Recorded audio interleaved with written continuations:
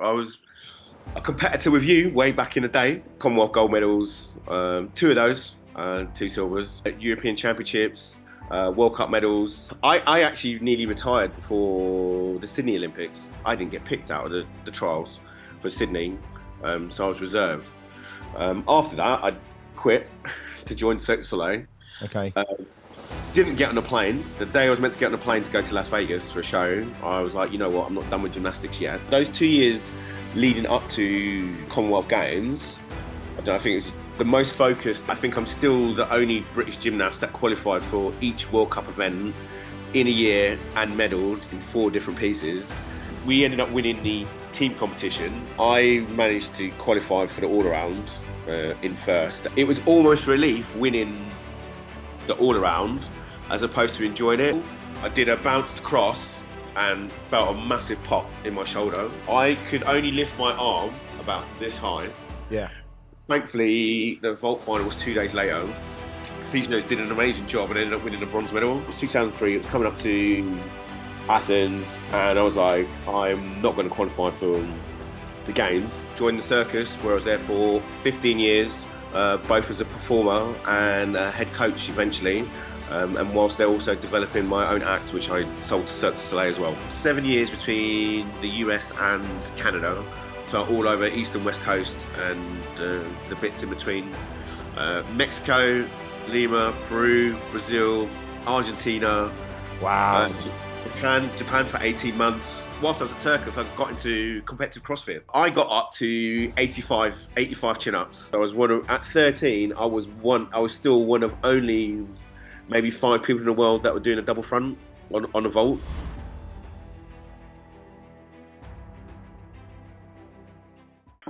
Kanukai, good morning, mate. How are you? Good morning, mate. I'm fine, thank you. How are you? Mate, I'm so chuffed to have you on this show, man. I've wanted you on the show for a long, long time. So thanks for joining me. You're welcome. You're welcome, mate. It's good to catch up with you again. Oh, brilliant. So what I want to do, I'm going to unpack your amazing career journey and what you've been doing. But for my audience members that may not know you, can you just give a little bit of a quick intro about your career? Then we'll turn back the pages of time, bro. Turn back pages of time. It's going to take a while, isn't it? But, in terms of career-wise, in terms of sport, I was a competitor with you way back in the day. So we did athletics and everything like that. Football, played county football, county cricket, and gymnastics was my thing. Ended up national squad. From there, as a senior, European Championships, World Cup medals, Commonwealth Gold medals, 2 of those, 2 silvers. And then after that career, joined the circus, where I was there for 15 years, both as a performer and a head coach eventually. And whilst they're also developing my own act, which I sold to Cirque du Soleil as well. Wow. Yeah. What an amazing journey. Well, look, I'll just share with you, for the audience members that may not know. So we went to the same high school. Mm-hmm. And for me, it's like you were one of those rare guys. You could have played professionally, probably several different sports if you had, put your mind to it. How did you fall in love with gymnastics, and why was it gymnastics over football and cricket? Because you could have gone those ways either, or even athletics. Oh no, I think it's footballing family that I'm from. My brother was at Chelsea. My dad was semi-pro. My mum's a qualified ref and coach as well. And I still remember the smell of a football pitch in the changing rooms. I do love that. But I think it almost happened all within the same week. I had the coaches from cricket, football, and gymnastics all sit me down. It was like, you can't keep going like this. You need to focus on something, so let's make the decision. And at the end of the day, it was a bit of a no-brainer. I loved all of them, but I was national squad gymnastics compared to county and potential trials with football clubs and everything like that. It was a bit silly. Although I loved them all, I was in the national team for gymnastics. It was that simple. How old were you when you got onto the national team? So my club's policy it's a bit old school these days, but we weren't allowed to compete until we were 12. Okay. So my first competition was a regional competition, which I had no idea where I was at, which I ended up winning. And then from that took us on to the nationals. And same thing again, I never competed against anybody, which I ended up winning, which got me then an invite to national testing and made the national squad. So that was at 12. And then from then, I never left the national team. That's crazy. But what I want to know, let's go back. So like, who introduced you to gymnastics? Did mum and dad think this was great for you, or did you want to do it? How did it all start? Again, so it's a sporting family, and it's something they saw. So there was a couple, Len and Yvonne Arnold. So Yvonne, she went to, I think it might have been the Montreal Olympics, which Wow. strangely my parents went to go and watch. Really? Yeah, Wow. yeah.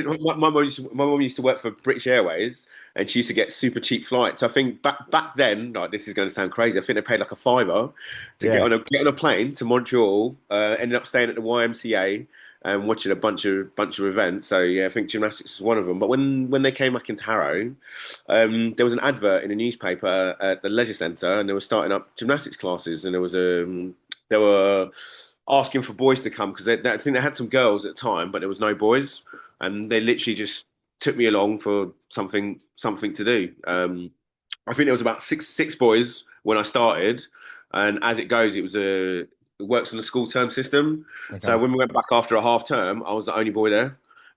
Everyone else quit. That's why you Um, kept going. it might have had something to do with it, but fortunately, one of the receptionists there at the time, her son was at Hendon, which was an all boys club, and she said, "Look, there is a boys club, but it's a bit further away. Why don't you take him along?" And that's where I met my long term coach, and the rest is history, as they say. So yeah, went But there for a trial. She accepted. The funny thing is, the head coach at the time said I wouldn't amount to anything. really, Yeah, yeah. But my coach was like, no, there's something in him, and I'd like him to stay. And he's like, well, that's your gymnast. It's up to you. Let's see where it goes. And at the end of the day, yeah, when I retired, I was the only one that was left standing, if you like, from that squad, and I was the one that was never meant to make it. listen, I want to unpack that. I'll come back to that in a minute because the whole thing that I think separates you from, why you were a world class athlete is beyond the physicality was the psychology, the mental frame. What's really interesting is when I think about you in high school, you were injured for such a big chunk of it. And I remember thinking you were going through the wars. I mean, you've had 22 operations now. Yeah, it's 20, up to 22 now. Yeah, It's yeah. it's crazy. I mean, like for you, how did you deal with the nose? Because I was saying to my son when he's on the Singapore national boxing team, he said at one point one of the coaches didn't believe in him, and I said, "Fuck your coach, mate. You've got to double down. You've got to Yeah. believe in yourself." And how did you tackle that from a young age? Um, I obviously it's as much about the support network as anything else. Like you got your kids back, and my parents have always had my back, and there's always been lessons. I mean, my dad was like I said, he was semi-pro, and he's had some injuries along the way. And again, it's about how you pick yourself up and what you do with it. Yeah, He's always instilled a belief in me, and so I carry through the mantra that it's not that knockdown is not a negative thing. You can turn it into a lot of positives. yeah, So, for example, when I had a knee injury, well, it was a perfect time for me to work on all the pieces that were upper body, make my flexibility a little bit better, and all those things that you didn't have time for when you were fit. yeah, You can focus on them a bit now because I can't train full time on everything, so I yeah, can now focus on what are the more minute details, and then when I'm ready to come back, yeah. then that's well, not the easy part, but it's almost the easy part. But if like I'd say I've always framed it, or I've been with the coaches and my parents. It's always been to look at it's not a negative; it's an Yeah. opportunity to focus on what you need to build on, and I love that's it. time. But yeah, That's so powerful. What's your mom and dad's heritage? Tell everyone about where they originally came from, what sports they did. Because uh, both both mum yeah did both sports. both parents from Zimbabwe. Okay. Dad came over for university to study accounting, which is his jam, and then he retrained later as a baker, and he was at Harrods. So I guess he also chases high end stuff. Okay. Yeah, mum was an athlete originally. She was a runner, was she? He was a runner and long jumper. Yeah, I remember you telling Yeah, me. yeah. And then dad was football and cricket, but football was more of his jam. He was a midfielder. Yeah, a little Which bit like me, sport a little which bit small, sport a little did bit, you little bit woolly. enjoy? Which sport did you enjoy more when you were in school? Oof. You know what, I'll be honest. I really, really enjoyed athletics because Did you? it's definitive. It is, isn't it? There's I no, like there's, yeah, that. That's it. It's like you got your time and you're next to the person in front of you, and there's like with gymnastics, it's somebody else that's giving you a score, regardless of what you're doing. yeah. But in athletics, it's quite simple. 100 meters, how fast can you run? How I far can loved. you jump in long jump? And so Well, you I were really triple enjoyed jump. that aspect of it. Eh? Triple jump, yeah, yeah. I, I was I, not going to be tall enough to do that though, was not I? probably in the long run. Not probably in the long run. But Yeah. have you got something on the end of your nose? Or was it my eyes? Just check. Is it gone? Yeah, it's gone. So actually, I'll tell you a funny story. So when we were 13, when we were me, you, and it was Lowell, we were running 100 meters. Oh, no, Pritchard. Oh, mate, and this was my memory, right? Because it was the first sports day that we had, and it was meant to be 2 semi-finals and then the relay, just like the Olympics. And I thought I was running a bunch of events that day, and I thought, right, as long as we qualified, like top 3, and I knew obviously you were very fast. Lowell, I had no idea was fast. Yeah. Did you know? No, not until then. So we ran the race. Lanky, wasn't he? He came first, you came second, I came third, which was all right because I wasn't giving it the beans. But then they took the fastest times. They never had a final. I don't know if you remember that. Yeah, You yeah, remember that? And I was just, I wouldn't like losing is one thing, but losing because we didn't have time to run a final, and it really pissed me off. And then the next year, you were injured. Do you remember? Strangely, that. You were injured on the sidelines, and I thought, well, I've just lost my main competition, and I wanted to smoke him so badly. I beat him in the 100 and 200 meters, and I just thought I want to put an exclamation on it so he never comes back again. And that's the last time I saw of Lowell. He decided running wasn't for him. Yeah, exactly. Yeah, yeah. But I remember you were always a better 200. I remember. Yeah, I think I was probably a 2-4 800 guy, but. Of course, I fell in love with 100 because of Linford Christie. It's the glory. It was the glory event, right? Yeah, yeah, totally was. Flipping hell. So walk us through the journey. You're on nationals. You're 12. Talk us through because that's when your career really just soared. And I want to know how you balance school with international competition because that must have been so tough. I was lucky because obviously once we went to Whitmore, there was a few guys. I can't remember his Mark. I don't remember his surname, but he was on the judo team. Okay. There was another lad. I think when we first went there, he was in. I think he played for QPR, but already installed at Whitmore. There was a support network for people that were involved with sport. Yeah. So, for example, whenever it was a national competition or whatever, I could leave school early on a Friday and I wouldn't go back in until like Monday afternoon. Yeah. And the school was very accommodating with that Yeah. in terms of making sure I've got the rest and recovery. The other side of it was also parents keeping in touch on top of all the academic side. Yeah. I'm not going to lie, that was a bit tough, especially coming into GCSEs. It was like Really tough. So 16, I would have been training 5 days a week. So that would have been Tuesday, Wednesday, and Friday would have been like 5 o'clock till 9:30. Wow. A Saturday would have been like a 12 till 6, and a Sunday would have been like a 10 till 4. So obviously it's fitting in the work either side of that. And obviously up until about 15, it was then also the Mondays and Wednesdays weren't really off because I'd be playing football or cricket Yeah. as well. But when I got back from sport, it was mum was on top with the food straight away, get the food in, and then it was do work. Amazing. Get the school in. What was the training like? Were you doing? I know it was a bit of everything, but I've always felt that gymnasts are the best athletes on the planet because you have to have everything: dexterity, flexibility, strength, conditioning. So break it down for us. Like, what was your training like? It's changed. It's changed a bit now, as in it's more.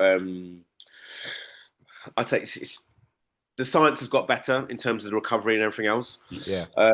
But even still, back in the day, like you say, is a bit of everything. So it's like in terms of a general session, come in, it's a bit of a warm up into flexibility. Then you do a preconditioning, so not maximal strength, but specific sort of like more shaping, handstands, things like that. But still, obviously, it's like still quite a bit of work. And then you'd go into pieces. So in general, back then when I was at school, it's, I say 30 minutes a piece. So you might not get around all 6, but it's 30 minutes per piece working on current skills, new skill development. Yeah. And you'd finish off the session with another 30-minute, but that would be more maximal strength, if you like, specifically, and then a quick little stretch at the end. Compared to, I started full-time training. I shouldn't have been there really, but when I was 16 at the National Centre, I was going more and more. So I dropped out of college after the first year because the exams for my A levels would have been the same time as the Europeans when I turned 18. It's a choice. And I was on a path for, I should have been top 10 for that Europeans. And it was a bit like, well, I can't commit to what I want to do for my A levels and commit to what I want to do for that European. So it was a choice that education can happen later on. You can always read books and you can do whatever you need to, but your lifespan as an elite performer is limited. Yeah. Made that choice for my parents. What was that conversation like? Did you sit down? Because it would have been very difficult to make that decision unless you had the financial and emotional support of your mum and dad, right? Yeah. I mean, especially back then as well, because other than football, sport wasn't making money back then. Gymnastics didn't have any lottery funding. Nothing. So when we made that choice, I moved to the National Centre, which it was multiple fold because it meant I was also leaving my coach because she was at the club. She's one of the only female elite male gymnastic coaches that there has been. But I left her to go to the National Centre. But at the time, obviously, I wasn't working. I was 16. So between 16 and 18, it was all completely on my parents. Later on, we had lottery funding, but even back then, when I turned 18, the only way all the gymnasts at the National Centre were funded, we had to sign on dole. Really? So every 2 weeks, we had mad. accommodation paid for, our food paid for, we had full-time training facilities. But yeah, we were getting money from the dole, and that was the only way that we were. That was crazy. Function. I remember. I remember you had a white Peugeot. Is my memory right? Yeah. 205. Yeah, that's a nice motor. I remember you picking me up. That was a really nice motor. But then, so everything was self-funded then for the longest time. Yeah, for the longest time back then, and again, go back to you talking about the training hours and how that changed in full-time training. Back even then, that's evolved. So back then, they were still only doing 5 days a week. So when I first arrived, it was a Monday to Friday. We had the weekends off, and Wednesday was a half day. So it would be a 10 o'clock till 1 o'clock training, and then the afternoon would be 4 o'clock till 6:30. Yeah. Towards the end of my career, that had changed. So we were now training Monday to Saturday. Wednesday was still the half day, but you do a 7:15 in the morning till 8:30, which was just conditioning, so S&C. Then we go for breakfast, back in the gym at 10 o'clock or 10:30, depending on the program, until 1 or 1:30. Yeah. Wow. Lunch, physio, whatever you need to in the break, sleep, back in at 4 until 6 or 6:30. Madness. 3 times a week, then you'd go and do some weights. But again, it evolved with the S&Cs and everything else. Like before the Commonwealths, in 2 afternoons a day, rather than going straight for lunch, I'd be going to do interval training. Make sure that I was on point and fit. But yeah, it's a massively different jump in terms of the training and how long you spend in the gym. It's completely different. I remember, correct me if I'm wrong, and I could be wrong, but I remember you and I having a conversation, and you were telling me that you were sprinkling, and if I'm wrong, tell me, creatine on your Kellogg's breakfast in the morning. Yeah. Am I right? Because I didn't know what creatine was, so I asked you about it, and now it's proven that it's fantastic for you. But so at least your coaches were ahead of the time then. Yeah. I've been blessed in terms of like Carol. I'd say she was ahead of her time in terms of if she didn't know something, she'd always go to somebody to find out, whether that meant it was an S&C person, another coach, or happy to take me abroad to go and see, right, these guys are doing dismounts better than everybody else. Let's go at that gym and work with those people to see it in the flesh. And in terms of the science, it's the same. What's her name? Let's give her a shout out. Carol Ford. So yeah, she was a pioneer ahead of time. She's passed, unfortunately. Okay. But yeah, she was a genius of her time. But my main S&C guy, Nick Grantham, he's now the head of S&C at Newcastle Football Club. Oh, But really? I used to call him the body mechanic because he's put me back together again with S&C so many times. But he's again, it's the same thing. He's that person. The first time he got introduced to us, he watched for maybe 2 or 3 weeks, and then it was a question: what do you, as a performer, think you need to work on? So interesting. And then it's a conversation that you have. Right, cool. I'm struggling on this. Okay, and then it's a two-way street. I love that. I think in terms of coaching, whether it's the S&C or the psychological part of it, it does have to be a conversation. Yeah. There's no point in somebody spurting it to you because No. you don't have that buy-in. When someone's genuinely interested in you and they are good at what they do, Yeah. the world is your oyster, as far as I'm concerned. It's like, yeah, I like love that. it just opens up doors. That's so on point, and I think that's so important in any type of coaching, right? It's got to be a two-way street. What was your greatest strength? You know, was it your speed, physically, your strength? Was it your flexibility? And what did you struggle with most? Oh, I struggle with flexibility. Really? I had to work. I had to work so hard at that. From day dot at Carol, it's like we don't have enough time in the gym to do it, so you're gonna have to do it at home. Like, I remember so many times. I remember it was like grandstand on a Saturday. If I was able to watch the sports, I'll be there in splits or doing like a lumbar fold or something else. But a big thing with me was my it's the blessing, but also the curse. My Yeah. hamstring was so tight, which is why I was. But I used to sit there watching like grandstand with books on my knees Yeah. to like straighten up my legs and get my line going. But flexibility was a real struggle for me. So for like the national testing, it it's split into you got flexibility, you got strength, and then you've got skill based scores. Okay. That used to be in the morning, you'd do the flexibility and strength, and then you do the skills later on. I could rock the strength part so much that the flexibility would carry over to make an average. But I was never top up. It was like make yourself stronger because I know I know what I was weak at. But I had to work really, really hard on that. And that never stops. Like it's the one thing that I'm like, yeah, I can't And let that's what people wouldn't have seen when they saw your performances. They wouldn't have a clue what you were struggling with. How did you balance, doing power training, like weight training, and not becoming too stiff and too rigid? Because that Um, balance wouldn't have been easy, right? no, there was a misconception back in the day that if you were lifting weights, that it'd make you too big for gymnastics. Yeah.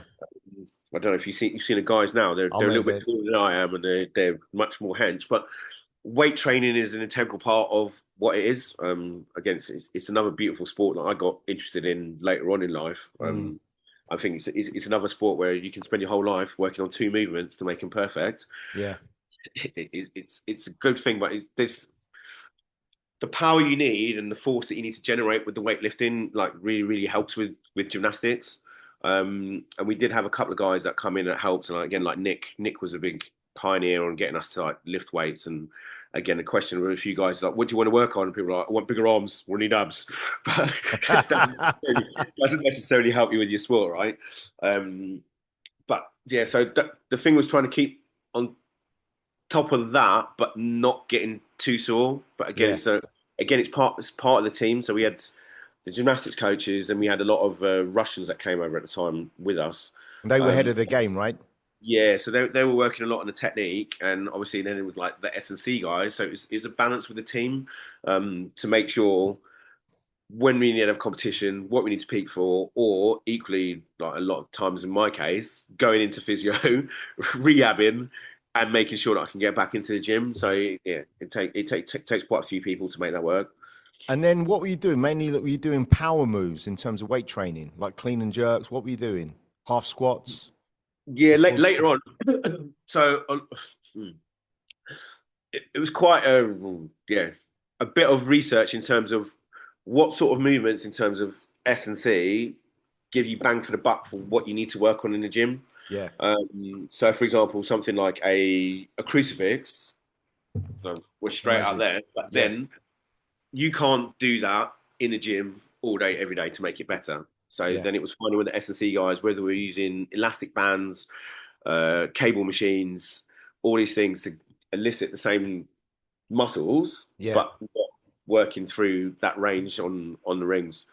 So yeah. It's so important. I want to talk to you a little bit about how sports and being on the national team at such a young age gave you a sense of self-worth because, you know, the thing about you is you've always been super confident, but always super humble. And, you know, like I told you, I did a post about you on Instagram. You didn't know about it, but like during COVID, one of my kids asked me, you know, who are some of your sporting heroes? And I actually said you were, right? Because I always watched you and I thought, this guy, he's just getting on with it, keeps his head down and puts in the work. But how did it change your whole psychology? Because I'd imagine that, you know, it gives you a great deal of confidence being up there, but also there's a lot of pressure. Yeah, it's an interesting one. I guess it was installed in me from my family that it is to be humble, and ultimately it's about respect to your competitors Mm, because they've also worked as hard as you have to be there. yeah, If you get beat, well, you might not have just been good enough on that day, but they've worked hard to do that. Respect that and congratulate them. yeah. Win, lose, or draw, right? Well, you can't draw, but Exactly. Yeah, but exactly, it's respect the people that you're on the floor with. But on the flip side of it, when you're on top, there will be somebody that will come and beat you one day. There will be yeah, someone younger that will come and beat you, yeah. and it's to own that, respect that, and not to be that guy that's talking down to anybody else and like I'm the cheese because your end is coming. Yeah. It always will. Like you can't stay on top forever, But how do but. you? But you know, because when you're on the British squad, you know these guys are your compadres, but at the same time you're competing with them to get onto the squad. So Yeah. did you have to assert yourself as the alpha male, as the dominant guy as well, or how did you approach that? I mean, it's. I'd say in gymnastics, once you get to that level, everybody understands how much work you've had to put into it. Yeah, When it comes down to something like, yeah, you've got the Olympic Games and there's only one place to go. Of course, everybody wants to go, and you want to be that person. But yeah, again, it's that thing of on your day, if it's not you, it's not you. But it's not because you know of anything else. Like it's not doing something shady in the background to make sure that you get there. It's like it needs to be on a fair place. And like at the National Centre, we used to live at the time. We were the top 8 in the country. We all lived in one house together. So wow, yeah, so that's you can imagine it's get up in the morning. You're yeah, going. You see the work that everybody's doing. You go back. You eat together. You relax crazy. together. Like Yeah, so, it's like it's a it's a everyone's an equal par. But if you've had a bad day or a bad competition, you got to go back and live in the house with them. yeah. It can make for some interesting times. But yeah. That's amazing. Talk to us about your amazing magical moment in 2002, the Commonwealth Games, because it was in England, it was in Manchester. Tell us about, you know, what went down and how your feelings were going into that. It's quite an interesting one because well, it depends how people want to look at it. But it's like from I actually nearly retired before the Sydney Olympics. Did you? Um, yeah, due to the fact that there was a selection procedure and I didn't get picked out of the trials for Sydney, so I was reserve.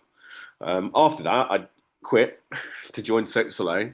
Okay. Uh, didn't get on a plane. The day I was meant to get on a plane to go to Las Vegas for a show, I was like, you know what, I'm not done with gymnastics yet. Okay. I'm not coming. So it's Wow. another point for I was never going to go back to Cirque du Soleil. I'm like, yeah, I've done that. I've ruined that. It's all right. Let's focus on the gymnastics. And those 2 years leading up to the Commonwealth Games, I think it was the most focused and I generally, even though I was all in, or it's a thought I was all in, I gave absolutely everything to my sport. Um, I'd have to check, but I think I'm still the only British gymnast that qualified for each World Cup event in a year and medalled in 4 different pieces. Wow. In 2001 and 2002, leading up to it. Also in 2002, I had my European medal as well.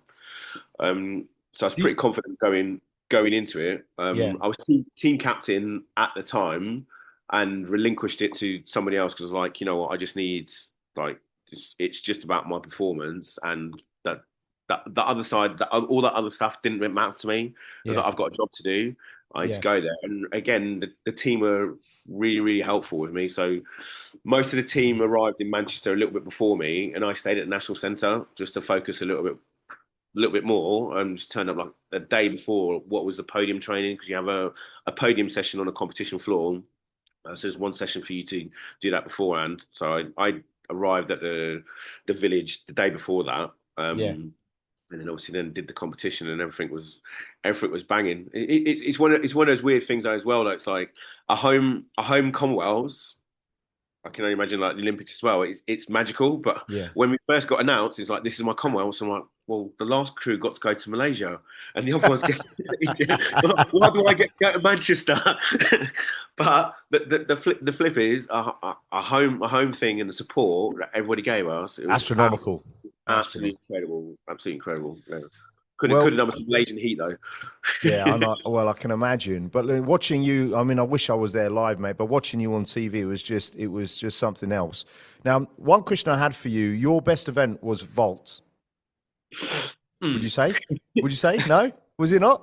I was going to say, what was your best and what was your favourite, and are they different? Yeah, they're different. So with vault, so that vault that I did, I was doing that from about the age of 13. So I was at 13, I was still one of only maybe 5 people in the world that were doing a double front on a vault. Jeez.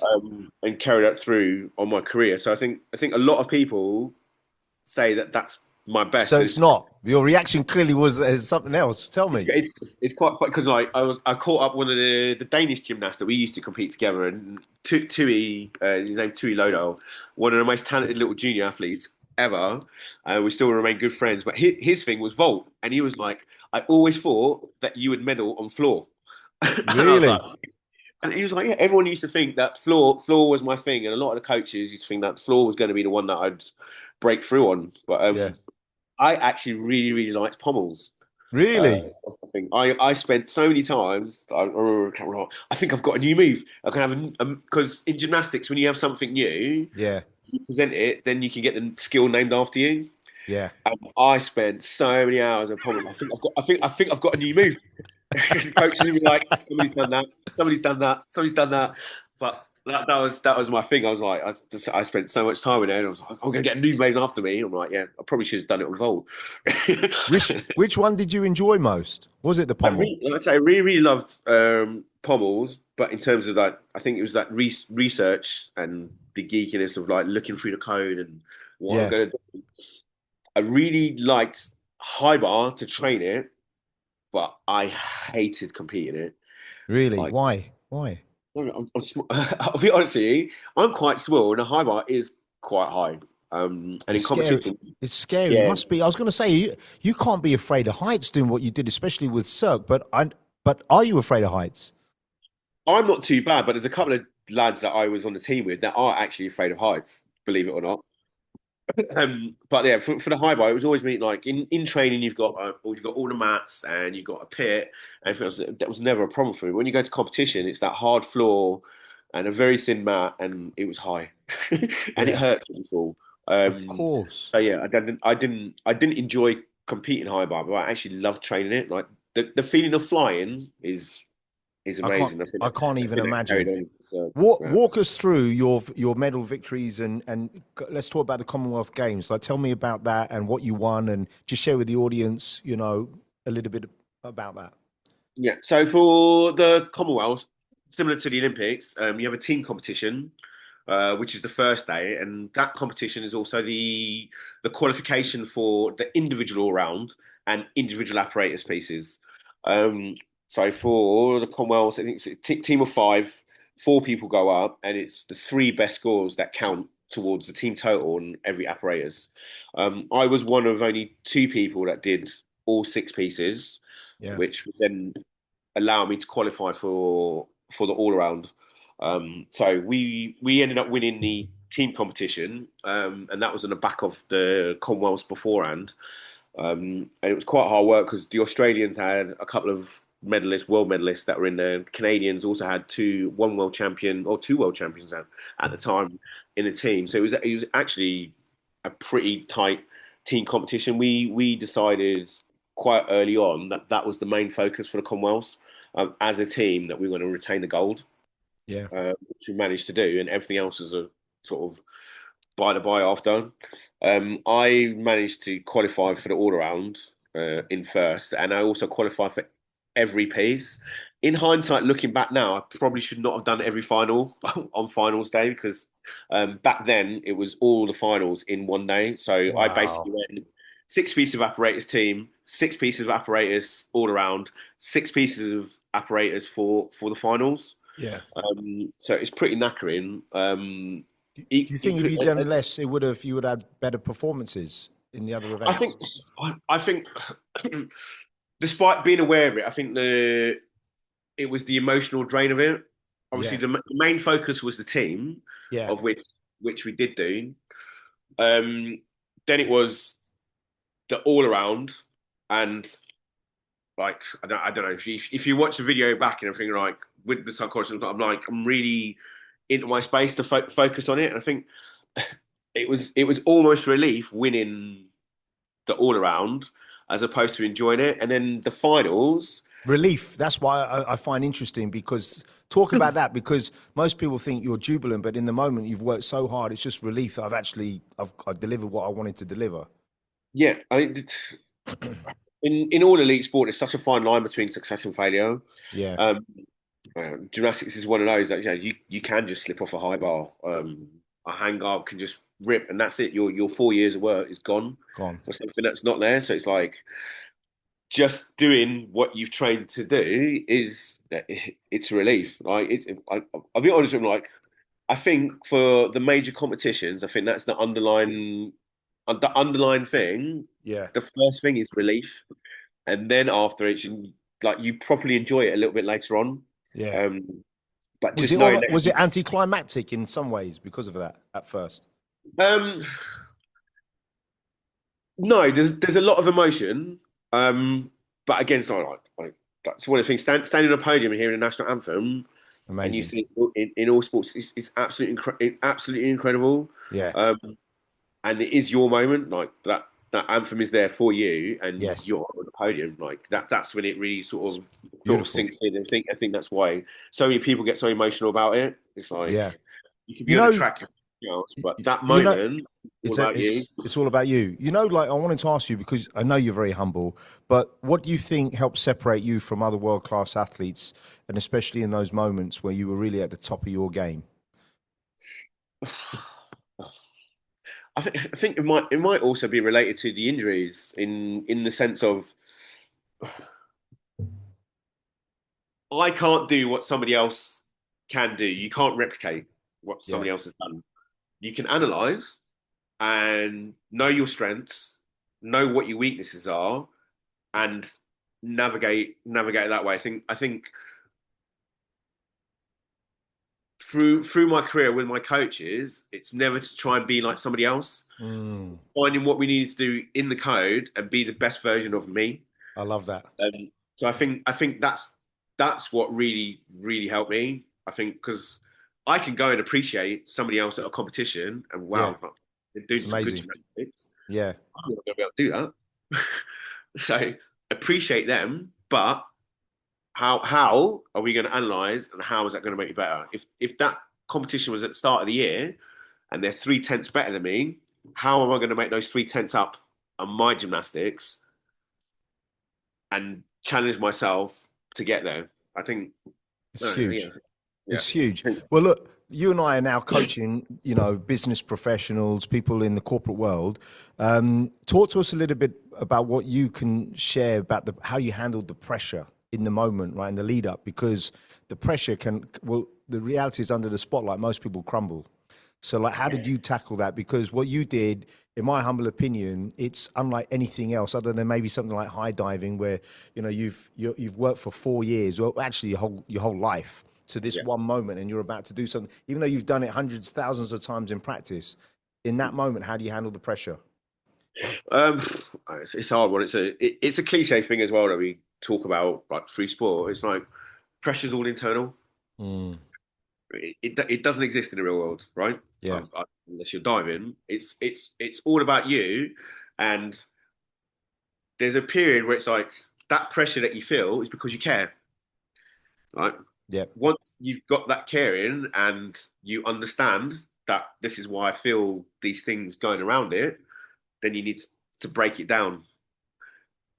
Have I prepared right? Have I done all my notes if I'm doing a keynote speech? Am I sure that I'm talking to the right audience? Like, am I doing breathing exercises? What you need to calm down. I think once you analyze, it's all about you, and then just stripping down, making sure you're prepared, and going through everything as a process. Mm. Um, that's not to say that just because you get you a checklist one time that it's going to work. Yeah. It's always a work in progress. It's like, all right, cool. All right, that was good, but how can we make it better next time? Well, actually, the breathing exercise didn't work. Maybe I needed to do the breathing exercises 10 minutes earlier than what I did because it makes me relax. It's analyzing the performance, Yeah. how you feel. So it's yeah, again, it's always fluid, but essentially, like I say, it's like coming back to that cliche of like pressure doesn't exist, but if you're feeling a lot of pressure, I think that's because you care about what you want to do. I love As that. long as, long as you got that care, Yeah. we can work with it. Did you science because what you did at the core, it's science, right? The foundation of your training and everything else, but then it becomes an art. Yes. Like did you sit down and have to write down notes? Obviously, you were measuring things in terms of your diet, your weight. Like just break down that analysis because it's something that is often overlooked, right? Yeah, I think I still have them at my parents. I've got every when I went to National Centre, I always had a training diary. So I'd write down date, time, all of my conditioning, how many sets, reps, routines, tick, fail, half routines. Got them all written down because again, it comes down to all right. If I'm preparing 6 weeks before a comp and it didn't work, well, how do you know it didn't work? If, Yeah. unless you got something To reference, right? reference, yeah, Yeah. then we can work on it the next time. Right. If we nailed that, we only had 4 weeks prep. This is what we did, and that rocked. Okay. If we've got a bit longer, how do we apply that, or do we have shorter? Sometimes it's like you can get an invite to like here's a World Cup event that we weren't going in. It's in 2 weeks. All right. Oh, Yeah. well, how can we get that? What's the goal? Let's have a look at a training plan. Yeah. But yeah, yeah, Because so many of them. you touched upon this earlier, like when you turned up a day before. Like I always say to people that are flying in for big meetings, right? Why are you turning up the day of and scrambling? What happens if there's a flight delay or whatever? And then everything from like, if you've got a bad stomach, do you have Imodium? Have you got tablets for your stomach? Do you know what I mean? There's so much to it, right? It's not Yeah, easy. yeah.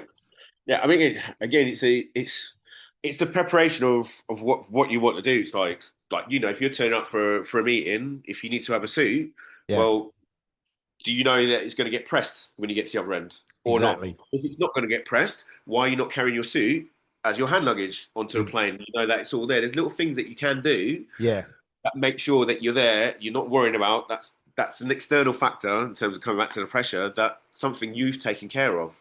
Like for example, something simple for us was like, all right, it sounds crazy, but carry all of your gymnastic stuff that you need, your with you. competition leotard, tracksuit, handguard, everything else always goes on a plane with you. Because guess what? If that bag gets lost, Forget when are about you it. going to turn up? You're Don't gone. know. It's something else you have to worry about, but you can control what you need. You know, If you're happy to turn up lastminute.com, but you've got your bag with your emoji and your suit and whatever, as long as you're willing to accept the fact of, you know what, a taxi might be late, I might be 15 minutes late. yeah. Cool.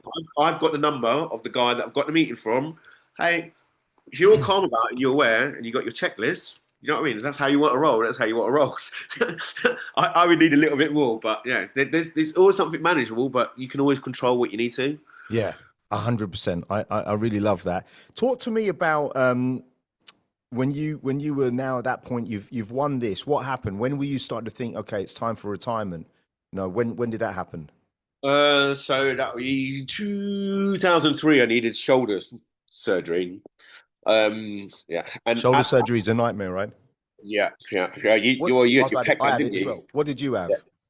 have? I had it's a funny one. So it was actually at the European Championships in the all-around final.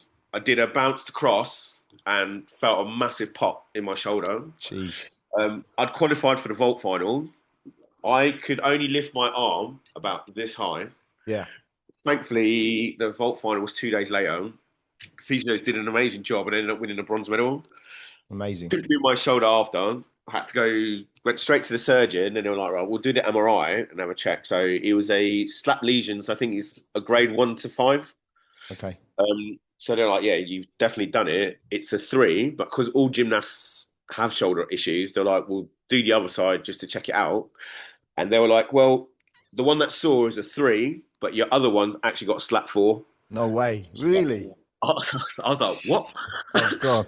I was like, I don't have any pain. They were like, you will do at some point. So we did the most painful one first, and then the second one, and it was just one of those. At the time, it was 2003. It was coming up to Athens, and I was like, I'm not going to qualify for the games. I didn't have another 4 years in me at the time to go for Beijing. Yeah. I was like, that's it was a long road back, and I was just like, I can't do another 4 years. If this was going to happen to me again the year before in Beijing, it was going to be really difficult for me. And with the funding at the time, because I wasn't competing, they were dropping me from the program. Obviously because of all the surgery, which is it's just how sport works. Who paid for the surgeries? Nothing personal. The federation. So Okay. all that stuff was covered, and the rehab was covered.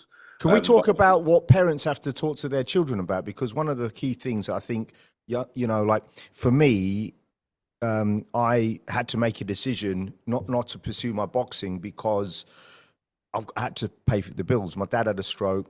My mum was struggling, and we couldn't have paid the mortgage. And it was like, you don't know this, but my mum came up to me.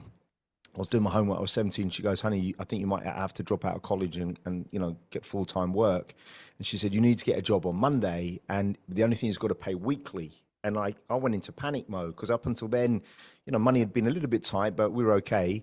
And I went to a high street agency next to South Harrow tube station. And I went in there and the only job they had was as a toilet cleaner. And I said, yes, please, I'll take that. And they started laughing. They said, no one says yes, please, to do a toilet cleaning job. And, and looking back, I didn't really feel like I had a decision, right? And money was really tight for quite a few years. But I'm just curious, like, were you sitting down and part of your decision was also an economical one?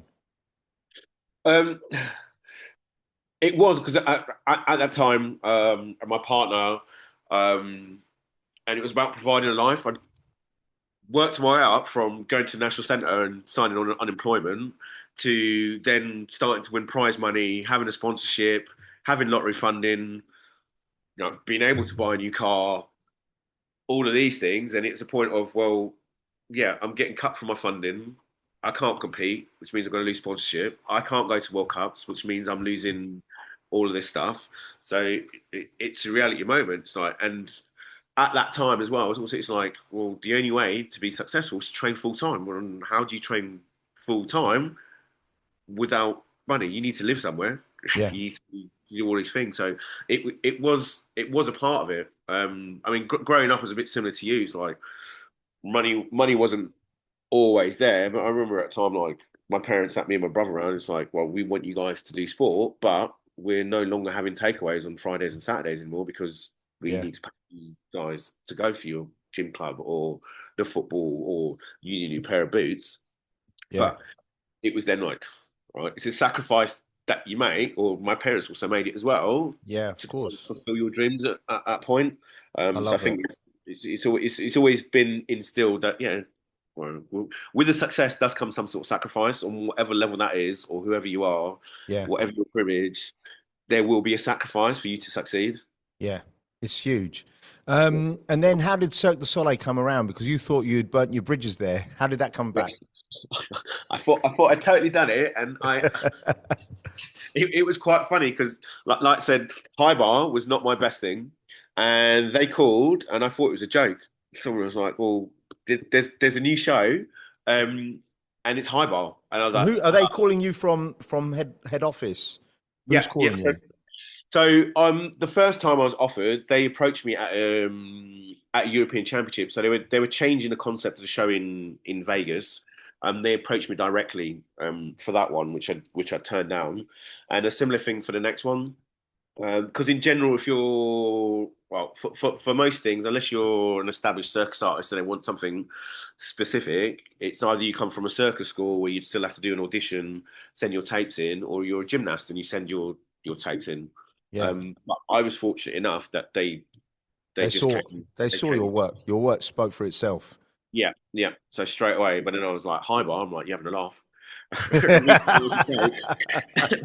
um, but we were quite a good crew when I went there. So it was like a couple of Spanish guys that were from the Olympic team. They were there. A couple of French guys that I knew. So we were all ex-international gymnasts when we came. So there were 8 of us at the time for the high bar. But we all knew each other from sport, but it was very different in terms of having to get together because we're six of us swinging around this cube at the same time.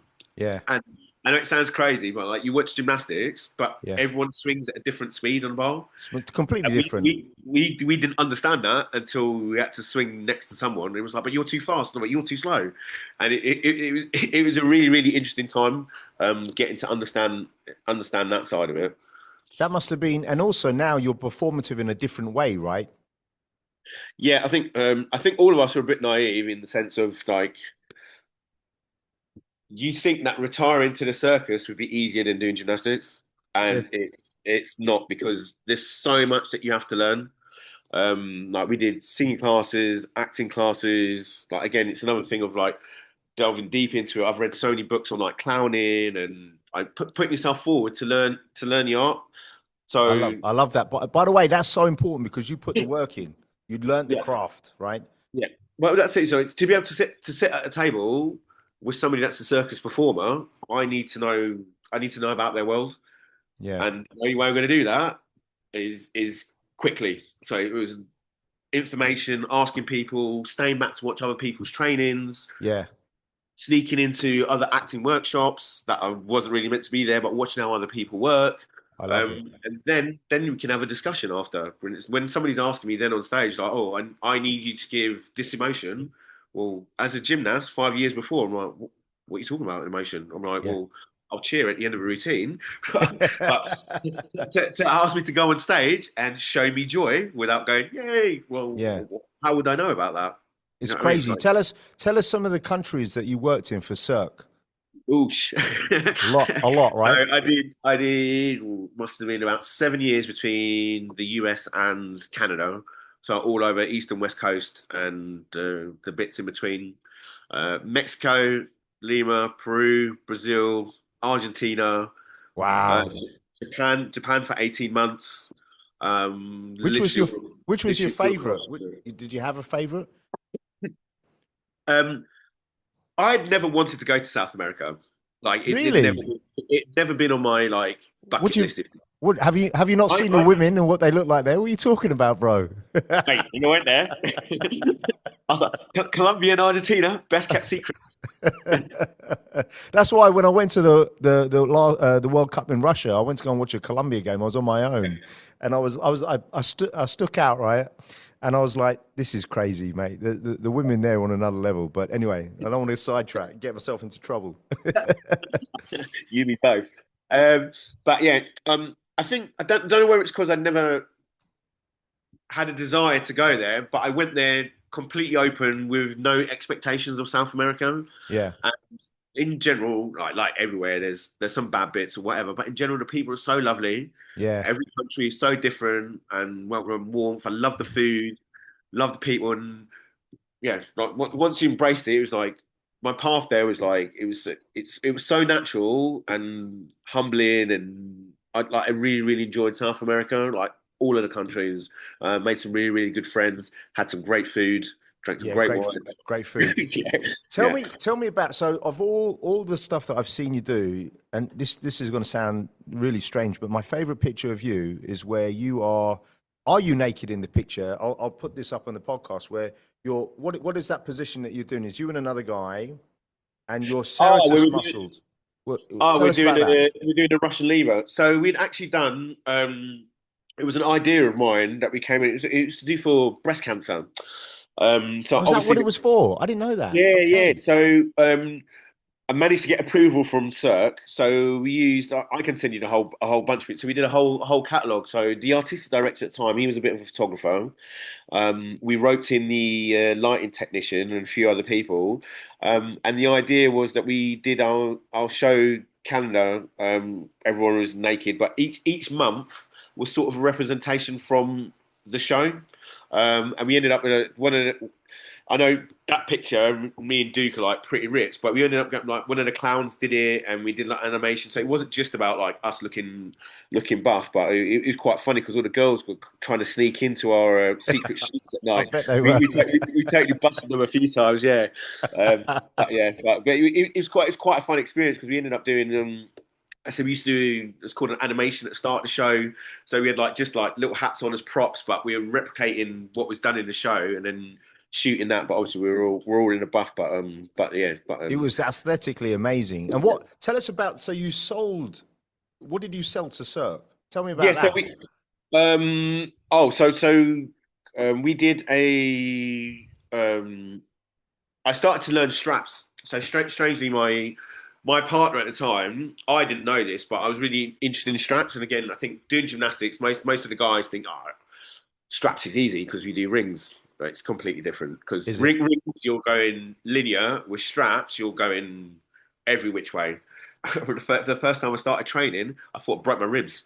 The muscles are really? so sore. It was just so Wow. sore, and I've never experienced that pain before. I was like, I can't breathe properly. But it was literally just muscles moving in a different way. But strangely, the girl that became my partner, um, I was researching coaches in France, and she was one of the first women to do straps. And I didn't know, but her coach was the coach that I wanted to work with. Oh, Um, really? So it was yeah, very, yeah, very meaningful then. yeah, yeah. So she started to teach me, and then that started developing into potentially we could work as a duo because I was only thinking about doing it solo. So we put together an act that got then good enough. So during the course of Japan, we would pay the technicians in coffee from Starbucks and come in super early in the morning, use the stage. It got to a point where we were able to do a presentation for Cirque to see if they wanted to buy the act. Obviously, they did in the end, and we got to perform our duo strap acts and It, for it's couple of years. amazing. I've So. seen it. It's just so breathtaking and it's elegant. It's beautiful. But it must be scary as hell when you're up there. I'll be honest with you, when it's in the show lights, it didn't bother me because Really? it didn't seem as high. But during training, when it's like white lights Yeah. and you look down, you're like, oh, I'm quite high. That used to be bothering a little bit. But the strange thing about doing it as a duo, it was like I was never really as worried about myself Yeah. as Your I can't partner. drop I can't drop this person. Yeah, Yeah. and it was like that's the one thing if you're working in a partnership like that, so you can never let them down. Yeah. Um, that is, Again, that's that. ultimate trust. There's so many things to take away from that as a performer, as a business person, as a parent. How is it performing and working through injuries? Because you must have been performing, oh, I don't know what percent time, but a high percentage with injuries. Yeah, it's similar to sport in the sense of it's managing what you can do. I think like the traditional circus heads, it doesn't matter if you turn up and you're doing a show, you can have a broken leg and they will do the show. Mm. Right. We had a guy come from High Bar and he had a cut in his heel. I don't know if he had surgery or he'd stepped on a glass or something. It must have been about a 6-inch gash in his heel. And we were like, you can't possibly perform. Wow. And he was like, well, I'll just land on one leg. I mean, it wasn't even a question. He wasn't even like, he's like, well, I'm here, I'm doing the show, I'll just land on one leg. Like, Savage. don't even think about it. It's like, if you're there to work, you're there to work. Right? If Yeah. not, don't turn up. It's kind of like it's quite an extreme mentality, but outside of Cirque, it's quite simple. If you don't go on stage, you don't get paid. It's very simple. Yeah, That's yeah. crazy. And What's a the lot mind? of What's a the lot of mind shift? um, it is well, I'd say at Cirque you have the luxury of like there's a contract, and if you're injured, you get paid. similar to elite sport, as in if you need to go for surgery, they'll pay for your accommodation and all of that. But it's not as much, but you are looked after. But the thing is, at the end of the day, you move away from the contract, and it does become about show. Because if I'm not in the show, I'm not giving to people, as in the audience, and equally, if I'm not there, I'm asking other people to work harder for me. So it comes a shift away from what is the financial, and it's all about the heart. Yeah. It's really strange. You don't want to let people down. You want to make sure that the show's going on and it's the best thing and everyone has the best experience. It's a bit of a change. It's crazy. What when you look back at your career now and working with Cirque and as a gymnast, what does high performance mean to you now compared to, probably when you were a teenager doing it? Did your thought process about high performance change? Yeah, I think it's the understanding of you can't do it alone. High performance works with multiple people, whether that's you taking the time to go and understand somebody else, increase your journey, working with your direct team. I think high performance is surrounding yourself with the best people that you can to get what you want out of it at the end of the day. I think when I was younger, you looked at high performance, it was quite simple. Like you watch the Olympics, oh, cool, that's high performance. But without really knowing the journey, people were bringing me on that journey. But now it's understanding what stuff needs to be in place and how you follow that through to achieve the high performance. And again, it can happen at any time.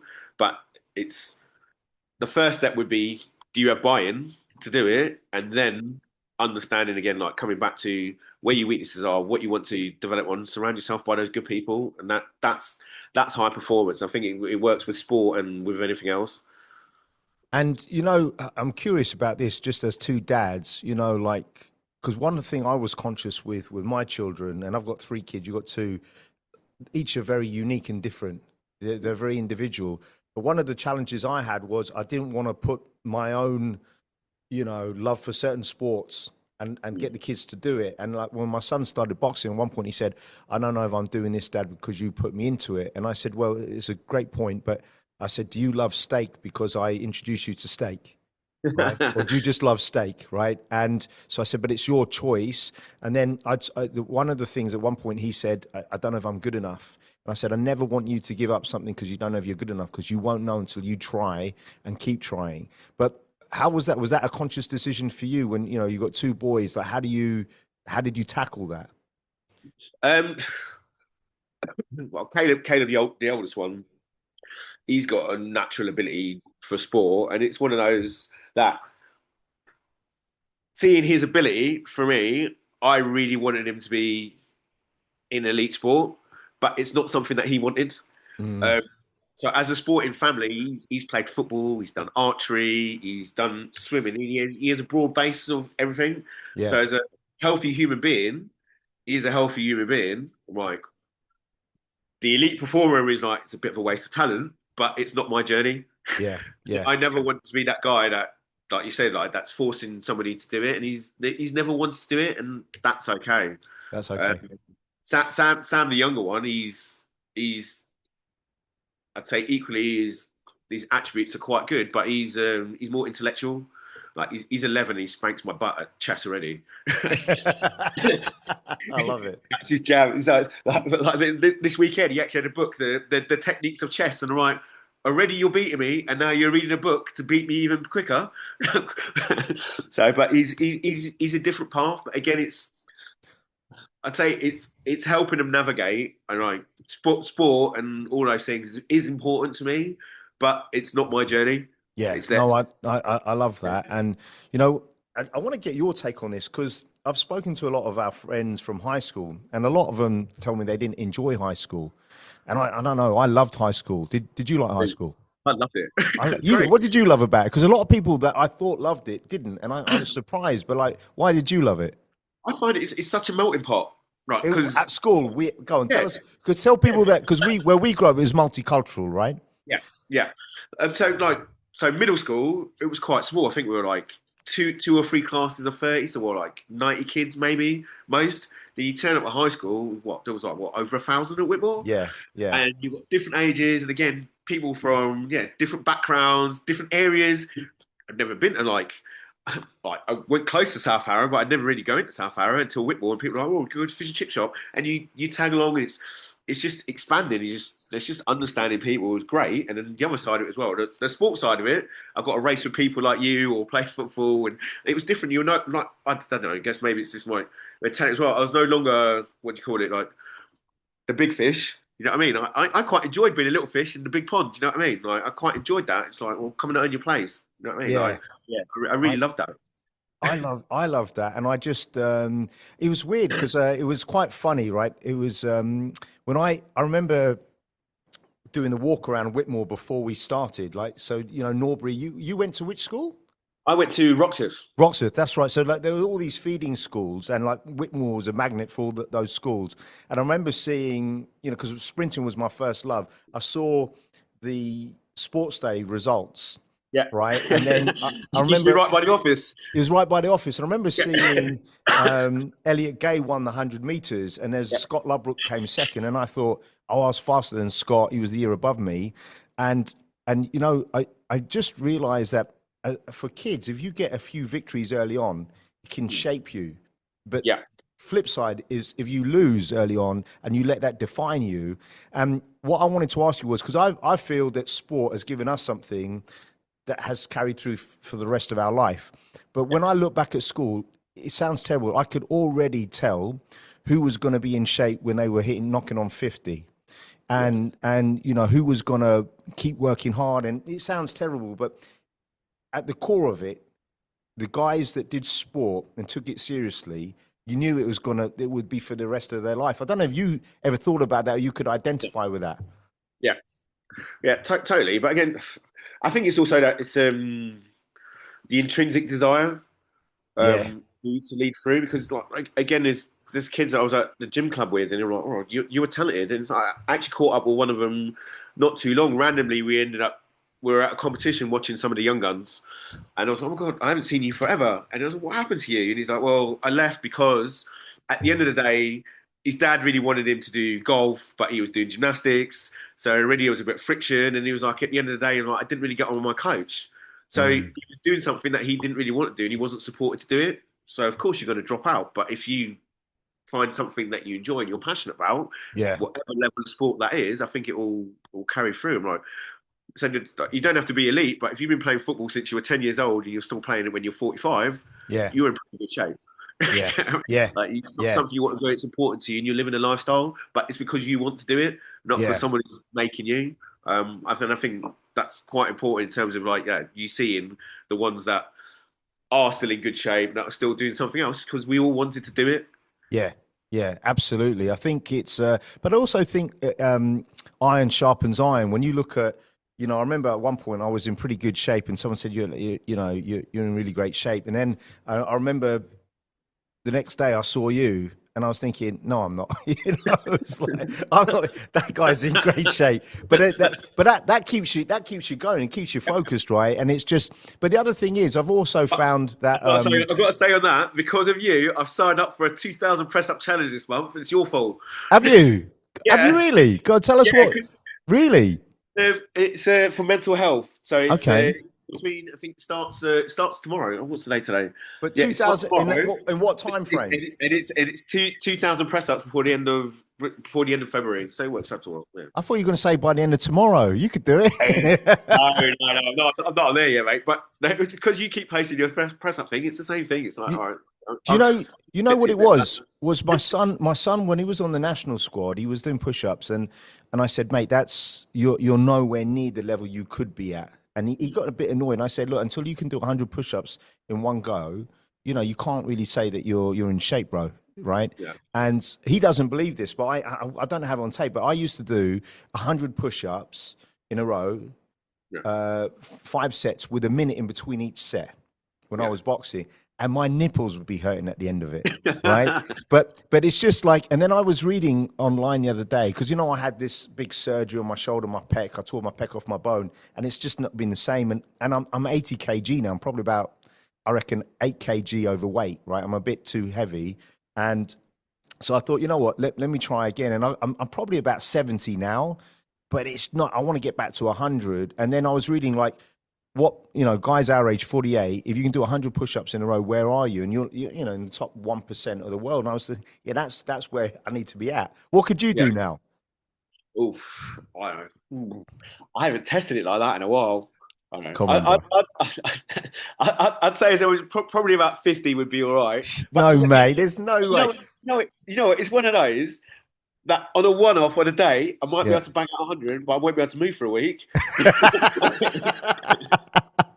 You know what I mean? I put my back out sneezing the other day. I'm not even joking. I was like, what's going on, bro? But tell us about some of your personal best, because it will shock people. Like, how many pull-ups could you do in your heyday in one go? Right. So did you ever max out? After, when I was doing, whilst I was at Circus, I got into competitive CrossFit.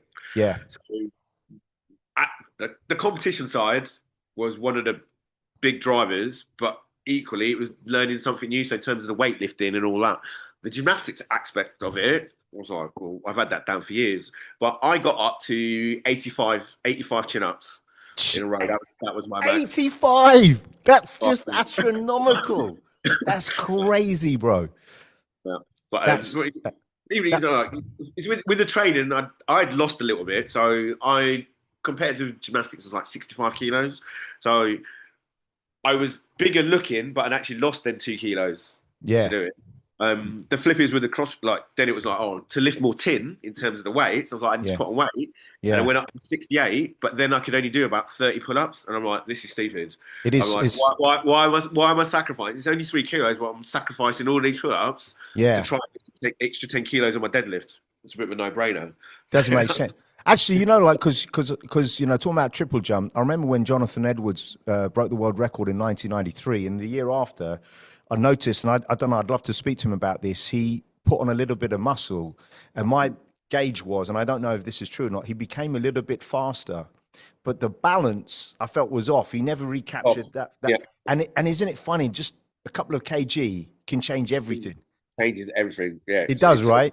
It's so minute. It's like, it feels the same, but it's not at all. It's not at all. Talk to me about defining success, because someone asked me about this today, and I said, for me, there's so many different definitions, but to become successful, it's about making the right choices daily, making good choices, and failure is often about making the wrong choices. But talk to me about your definition of success. I mean, like you said, I think I'd say it's having a part. Like, I don't know. I can't speak for everybody, but I don't think anybody looks back on when someone sees you as being successful. I don't think when you're on that path, that's what you're chasing. Interesting. You're looking to get better in small increments in general, I think. Yeah. And that looks to the outside as someone's like, oh my God, you've been successful. So it's like me looking at you now. I don't know you. It's like, you've got your wife, you've got your kids, you've got your job, you've got everything. Oh my God, Paul is so successful. Yeah. But you didn't quite chase this. Yeah. You've got better and better slowly. Yeah. I don't think, well, I don't want to talk to you, but I don't think this was your goal. At the end of the day, my dream of success looks like 3 kids, a house, and living where you live. That's not what it is. So I think good point. You end up being successful by wanting to improve yourself. Simple as that. I love that. Yeah. And those little steps that do it. And I think it's then for other people that then look on you to say you're successful. I think that's where it goes with me. But one of the things I've always loved about our friendship is we want the best for each other, and I feel that I've come across a lot of people that are negative, right, or they're competitive in the wrong way, and I've never understood that. I just think a rising tide raises all ships, and to celebrate your friends' victories and be there for them when they're going through tough times, but it's quite rare, I find. Yeah, and I don't know why. It's weird, right? It's so weird. Yeah. Because you want to be surrounded by these good people, but then, like you say, it's like not everybody's as accepting as we are and wanting and celebrating those wins for the other person. Yeah. But again, I think it comes down to trying to identify what's better for you. Yeah. I'd rather have 5 friends for the rest of my life that support me than have 500 I that love don't. that. Yeah. That's spot on. So let's talk about some of your idols growing up, because who were the people that you looked at? I know Muhammad Ali was one of them, right? Talk to me Yeah. about your sporting idols. Ali is always up there. I've got so many books. I don't even know. Look at my bookshelf now. I've just got The Baddest Man. Have you read that yet? Yeah, I Tyson. have, of course, mate. Yeah. It's banging, it's banging. So Tyson's another one. Boxing, similar to you. My dad's always had me interested in boxing. I think he probably would have taken me along to a gym if my mum let him. But boxing, yeah, Hagler, Oh, mate. Sugar Ray, all those boys used to love them. Daley Thompson, Oh, yeah. up The man. up there to their The, max. I remember reading a report that he would train on Christmas Day. yeah. Savage. So I would go run when I was little. I'd go running on Christmas Day because Yeah. they used to do that. I was like, His not running irrelevant in gymnastics, but I'd go make sure I was doing something. his mindset was concrete, right? He was just Yeah, the ultimate competitor. So yeah. what about how is it like being a black gymnast in the UK? Linford Christie is one of my heroes, and he had a lot of racism. He's older than us. But did you have any racism? Yeah, I think I'd say growing up when I was younger, I didn't notice it as much. But there's been a few companies I remember when we were it was Austria and some far right guys turned up at the comp, full on classic like with the bomber jackets, shaved heads, like Shit. shouting abuse at me whilst I'm competing. And I You're was like, joking. I'd never had Savage. that before. We went to one competition in it was East Germany again, and it's quite funny. Like growing up, like I think you know what you think a gangster looks like. Yeah. And I remember we walked into the club and we were a bunch of us. It was a World Cup event, and we walked in and straight away. I'd identified these black guys. I was like, they're gangsters. I don't want to go anywhere close to them. We were on the dance floor. Yeah. They surround me at some point, and I was like, oh no, Oh yeah. I'm in trouble. They're like, are you all right? I'm like, yeah. And they're like, well, there's a bunch of far right people here. I want you to come and sit at our table. We'll look after you. We'll make sure we walk you back to the hotel. Wow. I had no Wow. idea. The funny thing is, I'd identified these guys as gangsters, but they're the ones I needed to be worried about. And they were lovely, looked after me all night. Again, it's another thing. Time That's I've been crazy. like ultimate racism. I've been to a sponsor event where I've had the wife of somebody that was sponsoring an event actually say to me, "Oh, he's so well mannered. He knows how to use a knife and fork." You're joking. I'm Jeez. not joking. I wish I was. That's Um, horrific. yeah, I know. And these are some of the things that happen later on, and I don't know where it's because you know what I mean. Like you become more aware to it rather than just doing what you're doing. Yeah. There's a few of those, and I think I just don't understand it, but It's I don't think crazy. we will, will What we? what I loved about, where we grew up, it was so multicultural. I did notice when by the time I went to college and uni, people were more segregated, right? But in high school, that wasn't the case at all. You were just Yeah, mates with your mates. Do you know what I mean? yeah, yeah, yeah. It was. What's your memory of Mr. Pillar? God, it's all right, Mr. Mouse, wasn't he? Yeah, Mr. Phil.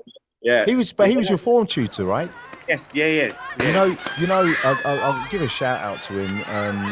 But what I didn't like him as a teacher because one time I got into the highest maths class. I don't know how I was the worst in maths, and I had three of my mates on it, and they were the three of the top five students in maths in the year. And I don't know how I'd start sweating, undo my tie.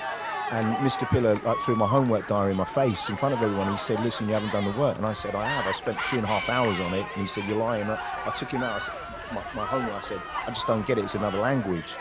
So I Yeah. hung back, and I think he thought because I was, an athlete, I was lazy or whatever. And I said, "No, listen, I'm the hardest working person in that room. Dying a bit now. And can I come and learn from you after school?" And he taught me for about a year and a half, 5 days a week. And mate, he wasn't getting paid to do that. Yeah. And I'll always be grateful to him. And but it's funny because I really didn't like him as a teacher. But then to his credit, he put a lot of hard work in. But I remember he was your form tutor, right?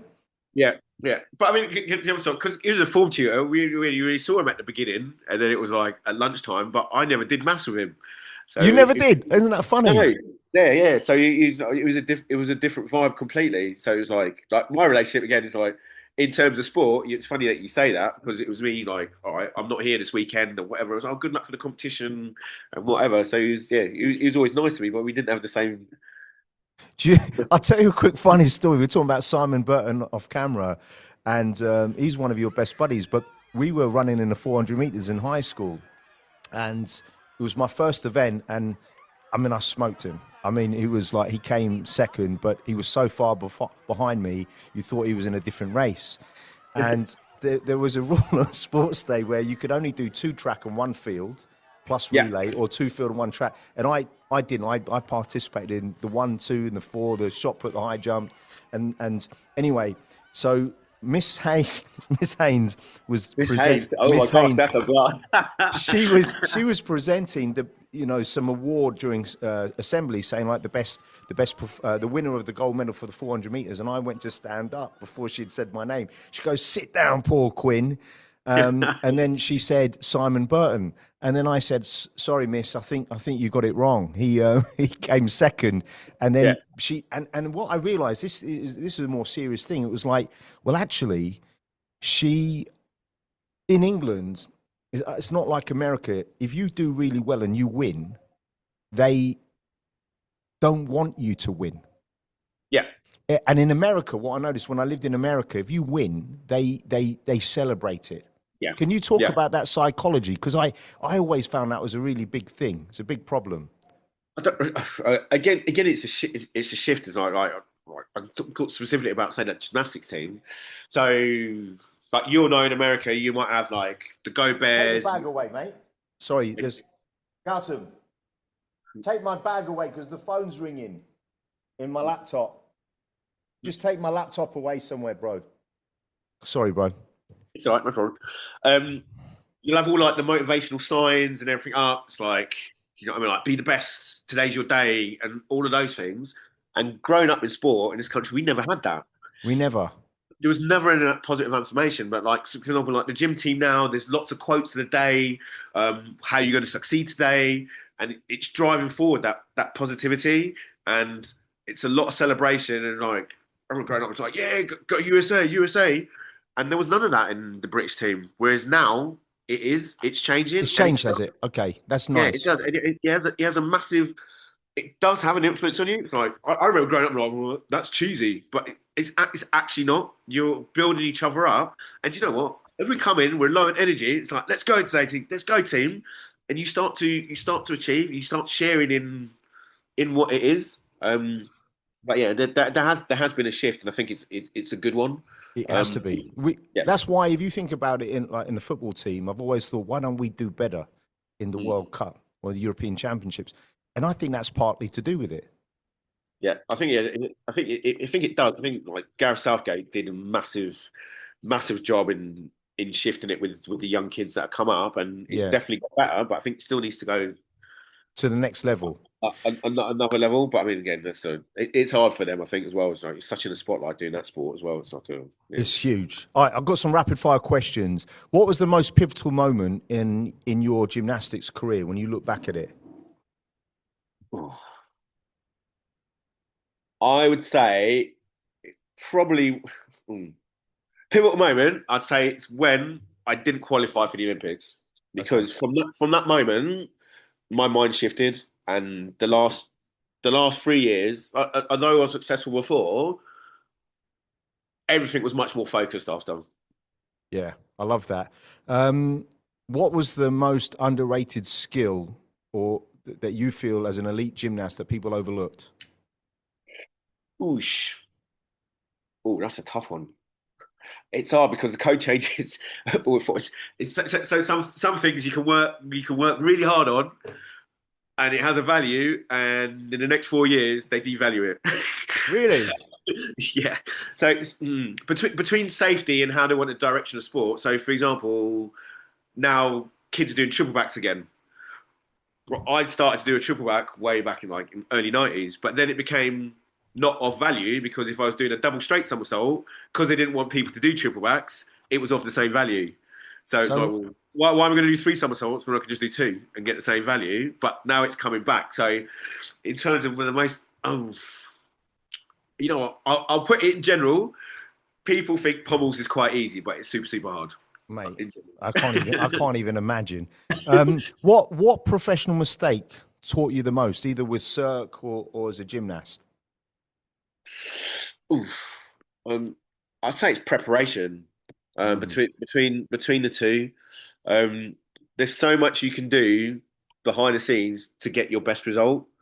Um, and whether you're injured or not, the preparation is key to getting closer to where you want to be. yeah. How did you deal with the constant knowledge that you've had 22 operations and you just had one last week? It's like, did it ever come close to breaking you? Um, the first time when I had my ACL done, I think it was because at the time I know technology was getting better. It was almost like it was deemed as like the kiss of death. As in, like, if you got an ACL, that's it, your career's done. Mm, I'd say with that one would be the only one where it was like, oh my gosh, like this is quite a big thing, and I might not make it back.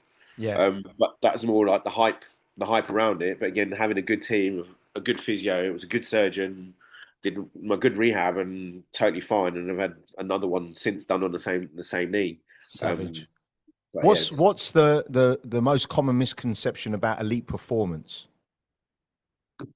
hmm. I think it would be. Don't get me wrong. Obviously, elite performers are talented, but it's not the raw talent that makes you an elite performer. I love that. Yes, go on, explain that to everyone. Yeah, I think it's the drive of the individual, and again, somebody else seeing something in you that you don't see yet. Yeah, Without you, your child is like, oh my gosh, that kid's got this attributes to be boxing. He's got the attitude. This guy's going to be a judo player. It's somebody else that sees it in you. yeah, But it's drive. Is you're not born to be a Tour de France guy. You know what I yeah, mean? yeah, Somebody's seen something and it's that drive. And I think the misconception is whoever's elite in whatever sport it is, it's like, well, yeah, it's their genetics or whatever. It's like it's not that. no, That's a part of it, yeah. but that's not what makes them elite. Mate, talent without application equals nothing. You know what I mean? Exactly. You've got to Exactly. outlast, out hustle, outwork everyone. And Yeah. just what advice would you give the next generation of athletes and performers? Oof. I'd say self-care. Mm, Right? I think if you want to be an elite performer, I think you can't let your sport define you.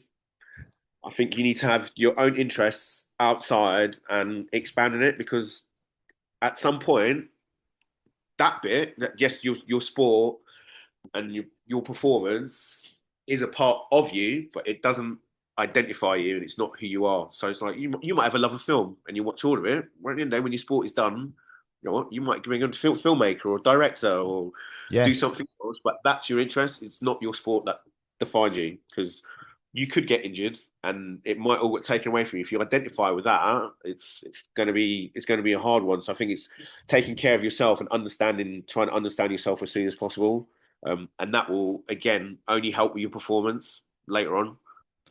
I mean, I just love all your insights, mate. Now, apart from doing some of the coaching stuff that we're doing together with business professionals, what are some of the other projects that you're working on that you can tell us about? Do you want to give us Yeah, a bit of a shout out to what you've been doing or what you got yeah. planned? It's the thing. I'm doing a couple of personal training with some people online, which is quite good and interesting. I've never like it's a different challenge for me not to be in the same room as someone coaching, Yeah. um, Are you which is doing it? Are you doing it live? Walk me through it. so I go through. So we have a sit down meeting, well, or whenever they want, but every couple of weeks in general, just to touch base and see what they're on. Like one of the clients currently, he needs, again, it's that journey of what you want to be on. So when we first started, his big thing was like, I want to get big. And going through the program now, we're 4 months in, and we're switching into like isometric training because he's actually realised it wasn't that he wanted to be big; he wants definition. Yeah. So it's finding a way of what your path is, and him understanding what he enjoys in the gym. Yeah. Um, So again, as you know, there's many different ways to train, but unless you're into it, you're not going to see the results. Yeah. Um, and now it's defined. I'm like enjoying that challenge of the catch-up chats, and then now we're delving down into what your diet is, what you want to do. We're getting into the fine stuff, so it's quite interesting that way. But it's It's different in the sense of like I'm not there, and we're working on form. Yeah. It's a different style of coaching, but I'm equally really appreciating that. I've just started working with a new bunch of development boys for gymnastics again. So it's been a little while. That's got to be rewarding, right? Like, kids are the best because it's almost you see it straight away when they've had a good one, and celebrating their wins is absolutely banging. Yeah. You know what I mean? Like, and it's something as simple as like they've nailed a cartwheel today. It's not about doing the triple back, Yeah. which I'm quite enjoying, and we'll see where it goes. So there might be a few things in the works gymnastics wise, but we'll yeah. Bro, one of the things that I feel that a lot of elder statesmen or coaches overlook sometimes is they forget that most of the kids that are coming up through these programs, they're not going to make their living from doing this sport professionally. And you're Yeah. trying to help develop young adults. And I just feel that sports burns and churns people out. Like the kids become a commodity. And, Yeah. and there's, we don't need to go into this too much, but you and I know there's so much politics behind the scenes in every sport. It takes away the pure love for the game. And I think that burns a lot of people out. It does. It's like, well, my brother, he coaches at the moment. Does he? Yeah. Wow. So he's a goalkeeping coach. But we were chatting because we're going to be touching base in terms of like coaching, and I was asking about one of the little lads, and he's like, "We had to let him go." And I'm like, "What do you mean you had to let him go?" I'm like, I thought he was one of your best ones. Bearing in mind, this kid is about 10 or 11, and they're deemed that he wasn't going to be tall enough, and being a feeder club, they're not going to be able to make enough money on him later on, so they cut him now rather than wait. Jeez. The clutch of the argument is what I said. Jordan Pickford, who's the England goalkeeper, was also deemed to be not tall enough. Yeah, exactly. But someone took a chance on him, and now he's an England goalkeeper. And I'm like, but then why is that not happening? And in terms of the politics, like, well, I'm just a coach. I'm not the one that makes those decisions. And I'm like, that's for me sad. You've churned out a kid. Yeah.